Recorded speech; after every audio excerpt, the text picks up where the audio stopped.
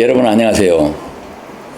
지금 우리가 당면하고 있는 가장 큰 과제는 코로나 재앙에서 벗어난 일과 한반도의 평화를 정착시키는 일이라고 생각합니다. 그럼 어떻게 하면 이 과제를 이룰 수 있을까? 맨 먼저 우리 마음에서 이 일이 먼저 이루어져야 한다고 생각합니다. 충무공 이순신 장군은요, 마음 가운데 승리가 이루어졌을 때만 전투에 임했다고 합니다. 그것을 심중선승이다. 마음심자, 가운데 중자, 앞선자, 이길승자. 마음 가운데 이겨놓고 전투에 나가는 것입니다. 이 심중선승, 마음에서 승리가 이루어지기 전에는 임금이 명령을 해도 전쟁에 나가는 일은 없었습니다. 그 충무공의 23전 23승의 비밀이 여기 있다고 합니다. 자, 우리가 영화관의 스크린에서 비극의 활동 사진을 보고 있는데, 그 비극이 보기 싫으면은 영상에 있는 비극의 필름을 빼내고 내가 원하는 필름으로 바꿔 끼우면 됩니다. 이와 같이 코로나 위기 극복과 한반도 평화 정착을 이루려면은 무엇보다도 먼저 남과 북의 평화 공동체 구성원들의 마음 가운데서 이 일이 이루어져 버려야 됩니다. 자, 우리가 함께 경험하는 이 세계는 온 인류의 집단 신념의 결과입니다. 어떤 공동체가 함께 경험하는 공동 현실은 그 집단의 구성원들의 신념의 평균치가 에너지화한 결과입니다.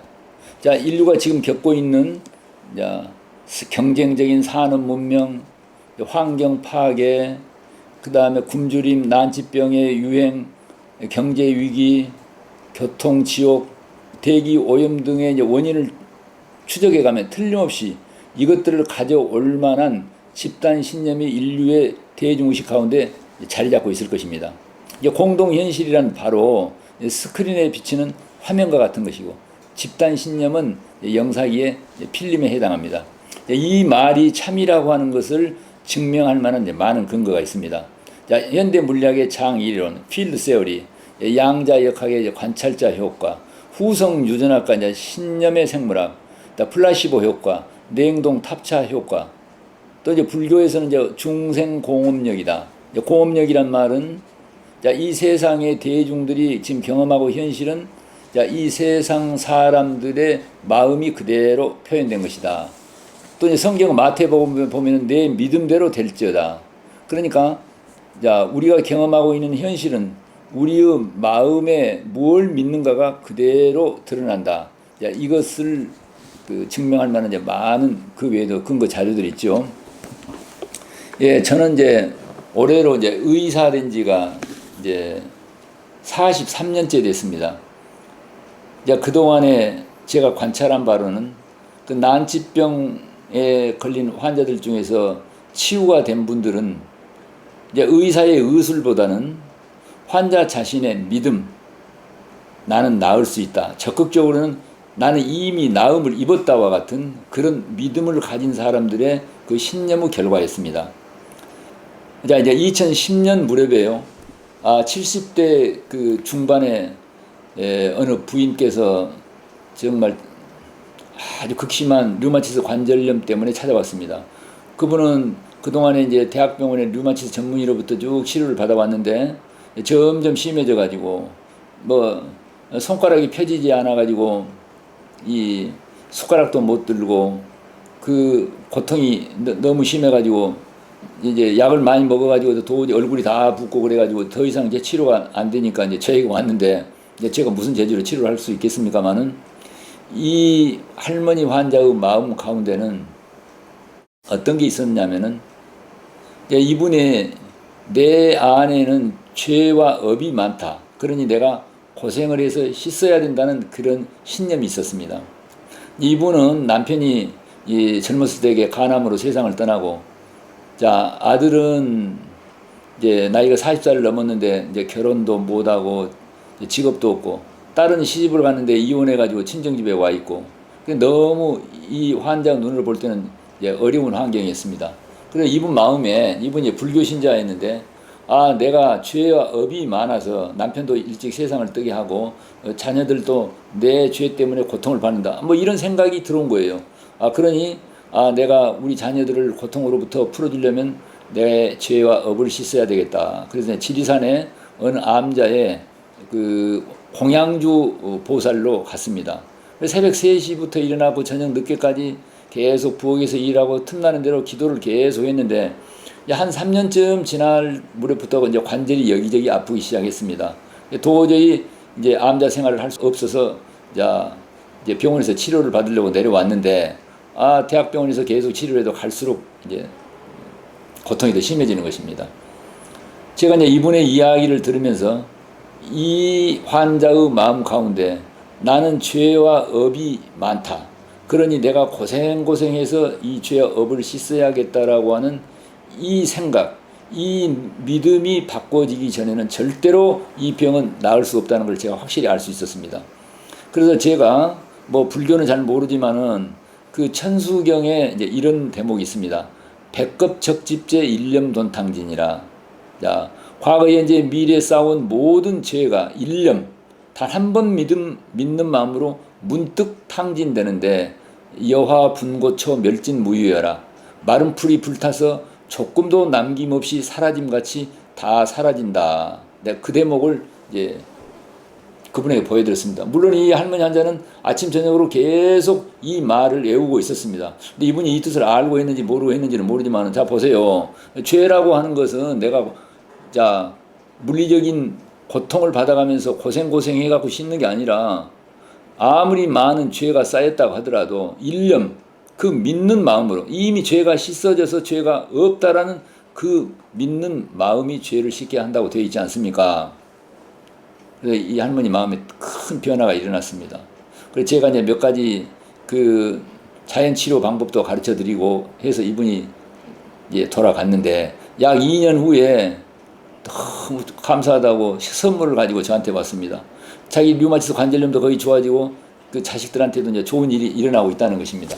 자, 그분의 마음에 나는 죄와 업이 많다는 그 생각이 사라지고 아, 나는 이제 죄와 업이 깨끗하게 씻어졌다라고 신념이 바뀐 것이 비극의 필름을 빼고 희극으로 나타나는 영화 필름이 바꿔진 것 같죠.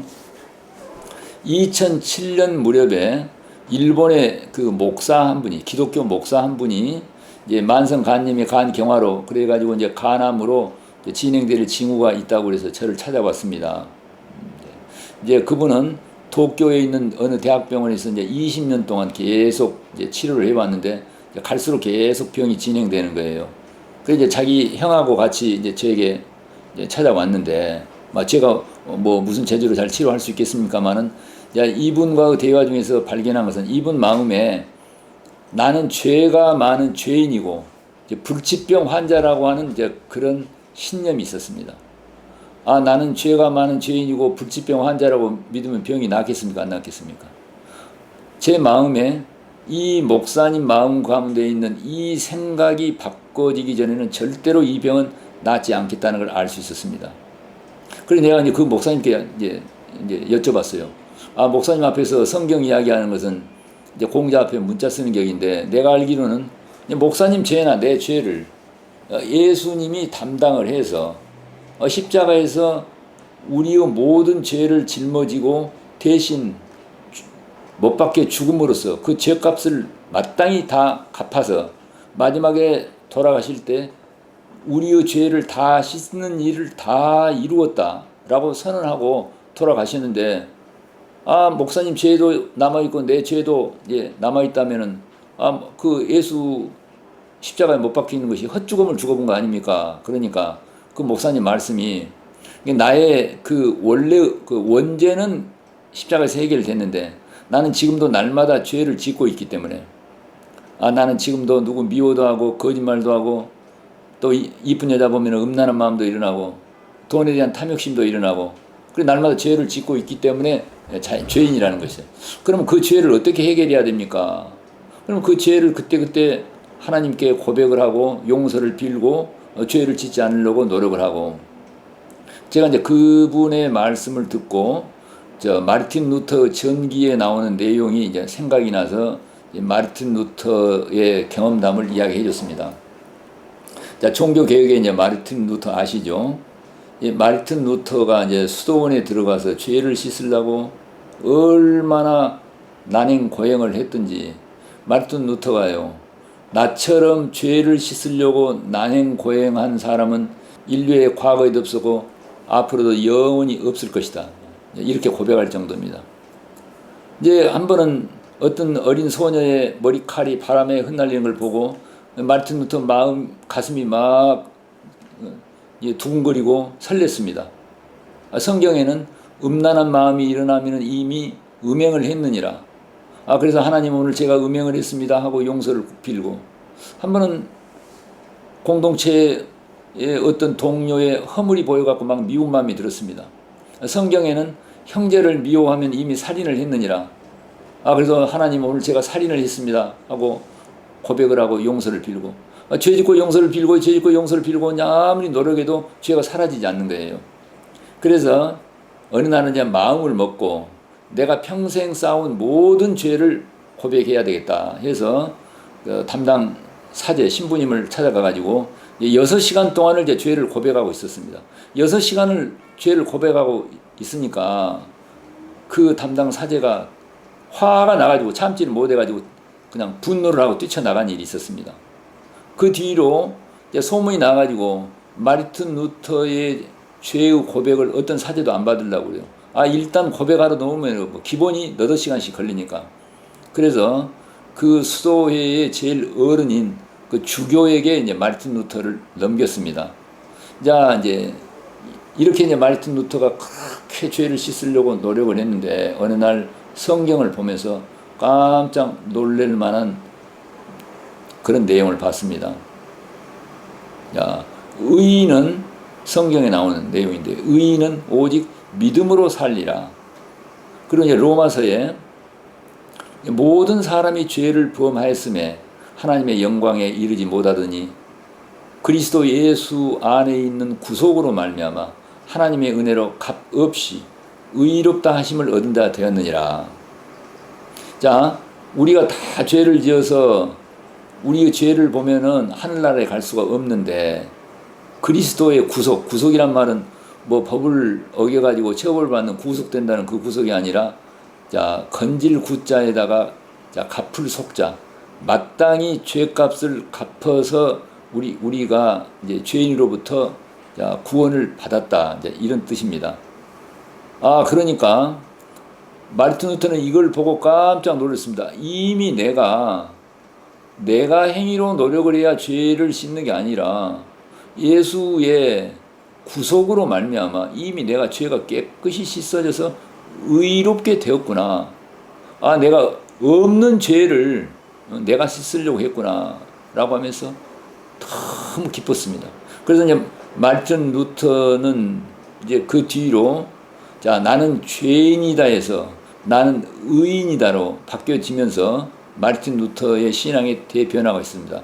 자, 마르틴 루터라고 하는 개인의 신념의 변화가 이제 종교 개혁의 원동력이 됐고, 이것이 우리 인류 역사에 엄청난 영향을 미치게 되었습니다.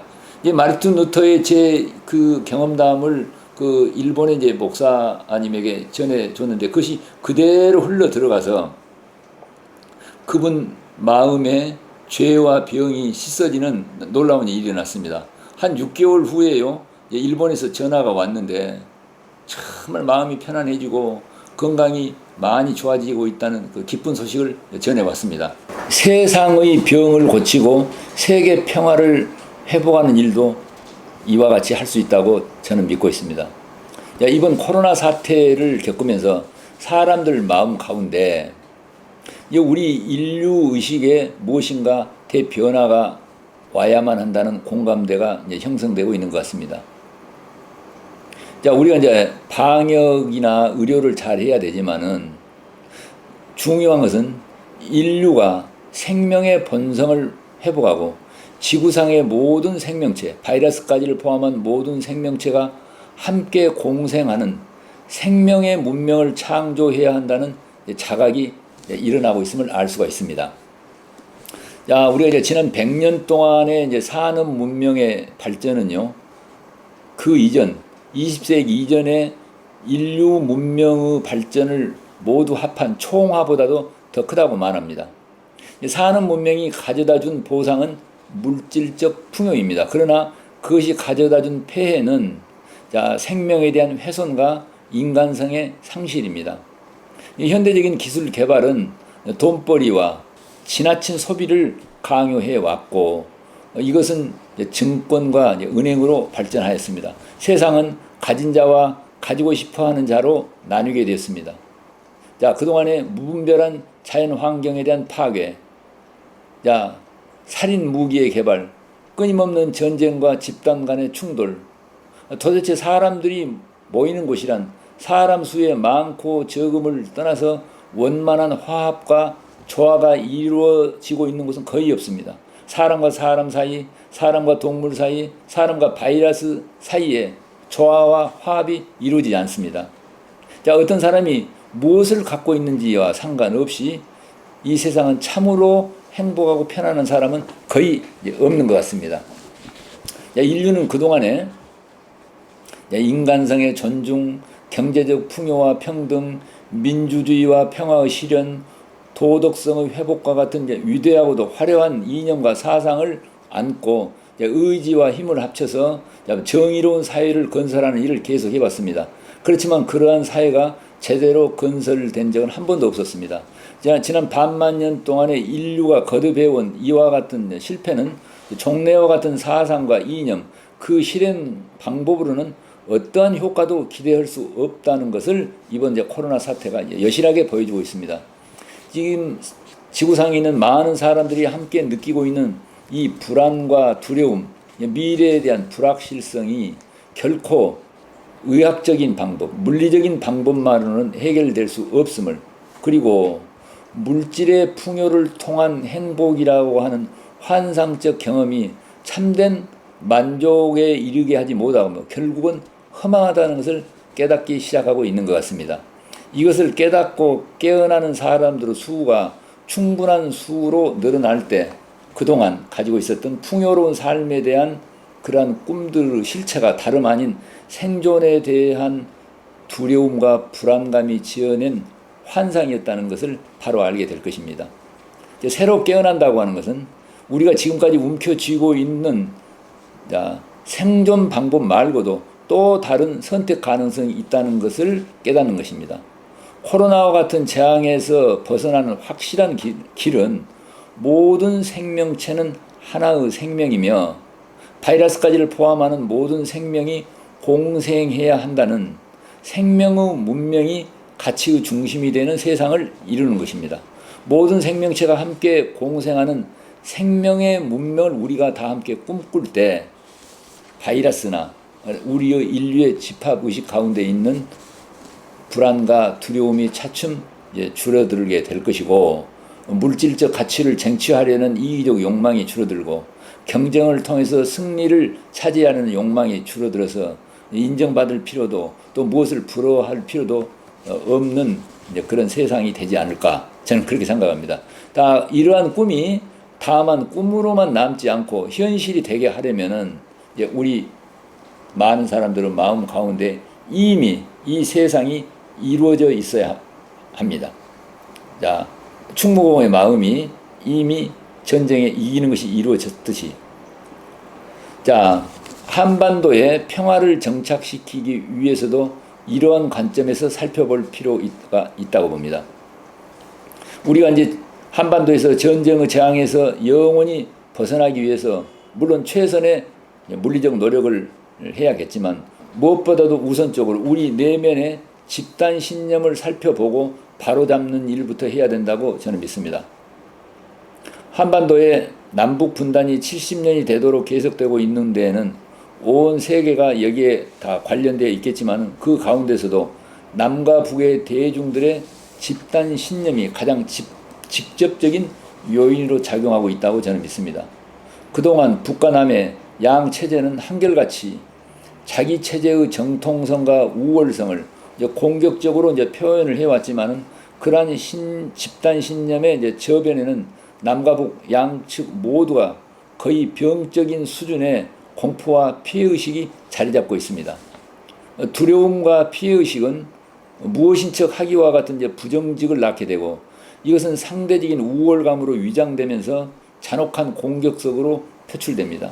자, 우리 민족 내면에 감추어져 있는 이러한 집단적인 피해의식과 공포는 장구한 시련의 역사 속에서 증폭되어 왔을 것으로 여겨집니다. 우리 민족이 오랫동안 경험해온 분열과 대립이라고 하는 이 뼈아픈 고통 속에는 공포와 피해의식으로부터 벗어나도록 가르치는 생명의 메시지가 담겨 있다고 저는 생각합니다. 겉으로는 자존심과 우월의식, 속으로는 공포와 피해의식이라는 이와 같은 집단적인 이중 감정의 필름이 소멸되기 전에는 현실의 스크린에서는 모양만 바꿔가면서 계속 분열과 대립의 모습을 보여주게 될지도 모릅니다.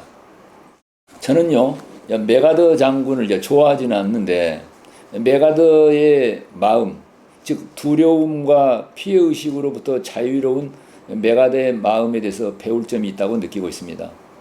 메가더 기록을 보면요, 그는 막 포탄이 비오듯 쏟아지고, 또 비행기 폭격이 아무리 심하게 쏟아져도 도망가거나 피신을 하거나 마음의 동요가 전혀 일어나지 않았다고 합니다. 1차 대전 때는요, 독일의 군대가 모두 달려들어도 나를 죽일 수 없다라고 이제 말하는 내용도 있습니다. 그는 전쟁 중에 절대 철모를 쓰지 않아요. 중무장을 하지 않아요.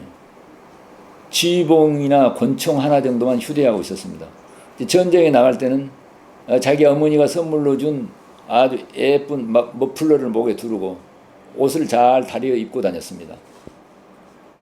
저는 1960년 4.19 때 어린 시절인데 4.19 4월 19일 날 저녁에 전라남 도청 앞에서 경찰이 발포하는 그 현장에 있었습니다. 저는 1980년 광주 5.18 그때 5월 21일 날 전라남 도청 앞에서 공수부대들이 발포하는 현장에도 있었는데, 당시 저는 아주 심한 두려움을 느낀 점이 있었습니다. 이러한 제 안에 있는 두려움과 피해의식을 메가더와 비교해 보면서 저는 제 자신에 대해서 아주 모멸감과 자괴감을 이렇게 느낀 적이 있습니다. 메가더가 웨스트 포인트 육군사관학교 입학할 때 이제 그의 모친이 이 아들에게 성경에 나오는 귀절인데요. 나는 부활이요 생명이 나를 믿는 자는 죽어도 살겠고 살아서 믿는 자는 영원히 죽지 아니하리니 라는 이 성경 귀절을 선물로 주면서 이것을 늘 입으로 시인을 하고 마음으로 믿도록 가르쳤습니다. 그는 틈나는 대로 자 나는 부활이요 생명이니 나를 믿는 자는 죽어도 살겠고 살아서 믿는 자는 영원히 죽지 않는다는 이 말을 계속 입으로 외우고 마음으로 믿었습니다. 이 말이 정확하게 마음에 자리 잡고 믿어질 때부터 죽음에 대한 공포가 완전히 사라졌다고 합니다. 이제 군에서 퇴역할 때 그 미국의 상하 양원 합동 회의에서 메가더가 노병은 죽지 않는다 사라질 뿐이다라고 하는 이제 유명한 말을 했는데, 이것은 그의 그 자신의 이러한 신념을 표현한 것입니다. 이제 우리 마음에 코로나에 대한 두려움과 피해의식을 허용하지 말아야 합니다. 그리고 한반도에서 전쟁이 일어날지도 모른다는 두려움과 피해의식을 우리 마음에서 절대로 허용하지 말아야 된다고 저는 생각합니다. 자, 우리나라가 강대국 틈바구니에 끼어서 어떻게 살아남을 것인가와 같은 힘없는 작은 꿈을 버리고 한반도는 세계 평화의 중심지다와 같은 담대하고도 큰 꿈을 꾸리며 온 세계를 향해 도전적으로 나아가면 좋겠습니다. 이제 지구상의 모든 생명체가 함께 공생하는 신문명을 꿈꾸며 한반도는 생명의 문명의 발원지이다라는 믿음을 가지고 도전적으로 나아가면 좋겠습니다.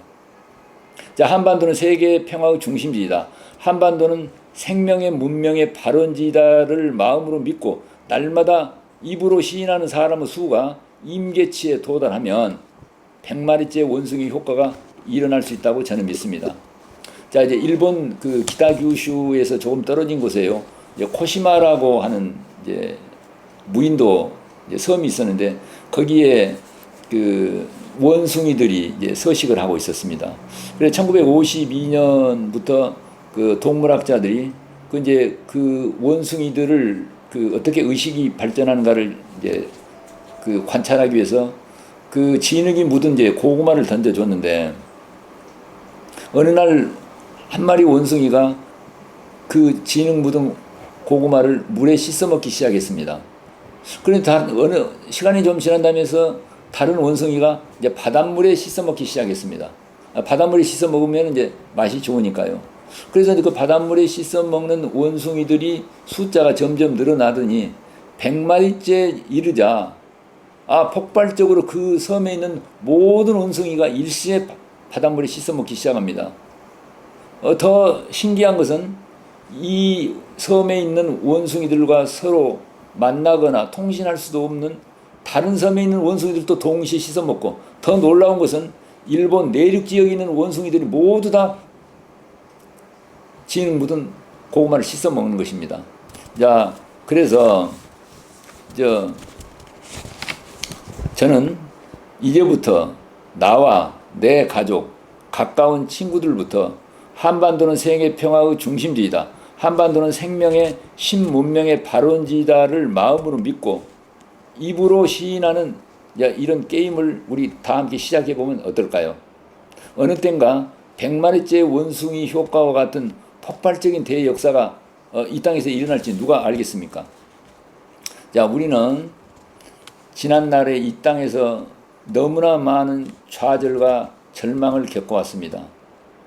이제 또 다시 우리 한반도에서 어떤 좌절과 절망이 몰려오더라도 그것을 돌파할 수 있는 단 하나의 해답은 요지부동의 믿음과 불태전의 결의와 결코 물러서지 않는 끈질김입니다.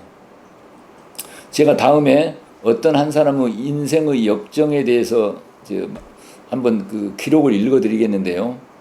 자, 이분의 역정을 보면서 우리가 좌절과 절망을 돌파할 수 있는 해답이 정말 아까 말씀드린 요지부동의 믿음과 결의와 끈질김이라고 하는 것을 우리가 알 수가 있습니다.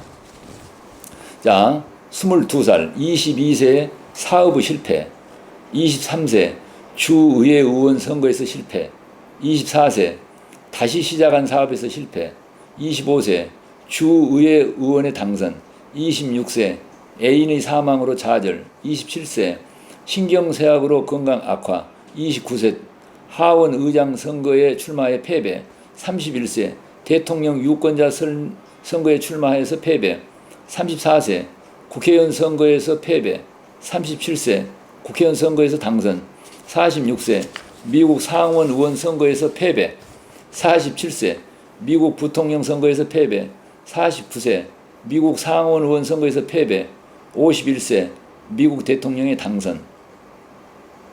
이처럼 길고도 지루한 좌절을 딛고 마침내 성공을 이루고 한 장본인은 다름 아닌 아브라함 링컨입니다.